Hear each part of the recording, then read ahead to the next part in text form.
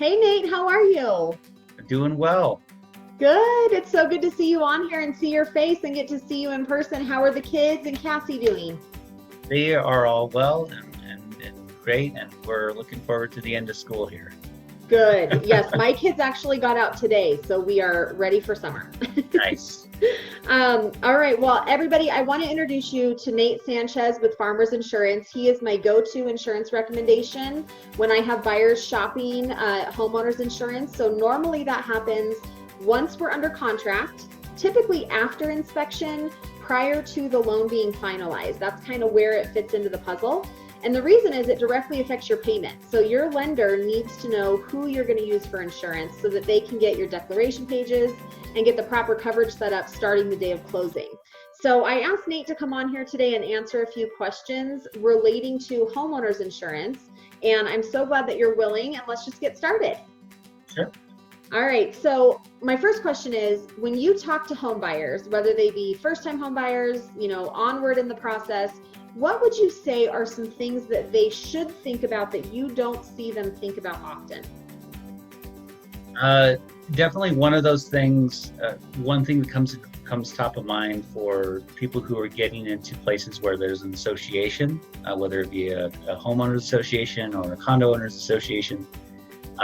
Those are places where it's easy to overlook. It seems like for a lot of people to not remember to have something called loss assessment. And for those who aren't familiar with it, it's an association can basically say, here's a big loss that we handled, and we're going to share that loss amongst all of our unit or homeowners. And, in many cases that can be $10,000 that just all of a sudden they're going to be asking for.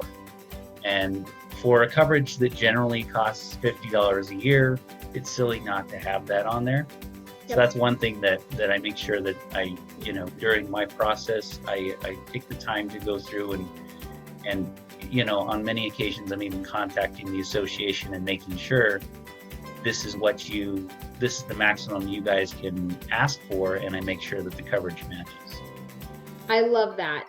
It is something I have worked with hand in hand with, especially like first-time home buyers or condo and townhome owners. And when you're looking at a homeowners association that charges several $100s a month, you would assume that money's going to the proper places. And when there's a hailstorm or when the siding wears out over time, that they've got money set aside. And the reality is that is not always the case. And it can really fall on the homeowner, just like Nate said. And I do think that's critical to look into. And Nate, am I right that that's a very inexpensive policy addition? Correct. Yeah. So, like I said, it's generally $50 or less for the year to have that on there. Incredible. Yeah, incredible. So thank you for mentioning that. What's another thing that you would say? Maybe somebody outside of a homeowners association. What else do you think? So yeah, for anybody who doesn't have the association taking care of those sorts of things, one thing to keep in mind, and this is true with all your coverages, but especially with your deductibles, we just entered hail season. And, the other day we had our first hailstorm. It was very minor. Nothing happened to our roof, but this is the time of year when we are most likely going to see something happen. So this should be the time of year when you have your deductibles lower or more reasonable to wherever it makes sense for you. Mm-hmm. And sometimes the thought is that for whatever reason, people think that they can't change their coverages or their deductibles throughout the year, but in fact you can. It's just a matter of communication with your agent and asking for that and keeping a good record, or making sure there's some sort of accountability to make sure it gets changed back to the other, whatever that is throughout the rest of the year. And that can be a form of significant savings for people depending on what they got going on. Yeah. And I will be honest that Nate and I talked about this call yesterday. And when he told me that for the first time, I was like, that is genius. It's not that I've never realized it can happen. I've just never thought of it. Like, I always just think my deductible is my deductible, and that's what it is. And so I love that idea. What a great way to just be budget conscious and also still protected, because it is, right, like you said, a calculated risk. When hail season, is at its peak. And so that's a great idea. So I love that. Talk to me a little bit about, let's say I have a buyer who's shopping multiple insurance brokers. They want to get the best deal. That's what I hear all the time. Who's your guy that gets me insurance on my home but is the best deal? What can you speak to? What should we look at when we're reviewing a policy outside of just price? Well, I mean, the big thing is the suitability and as far as the value of what you're getting, and the difference being that, for example, if I wanted to eat as cheaply as possible, I could eat top ramen all the time. Am I allowed to say top ramen? Probably, that's fine. Because, but you know, you could eat that all the time because it's really inexpensive, right? But what is the actual value? Is it something that you enjoy eating? Is it something that's doing something good for your body? Not necessarily over long periods of time, right? Right. Sodium. Yeah. It's the same thing with your insurance in a certain way.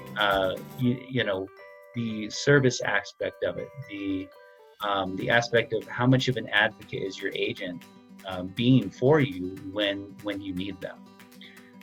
Insurance is such a strange thing. We pay for it and we hope we never use it.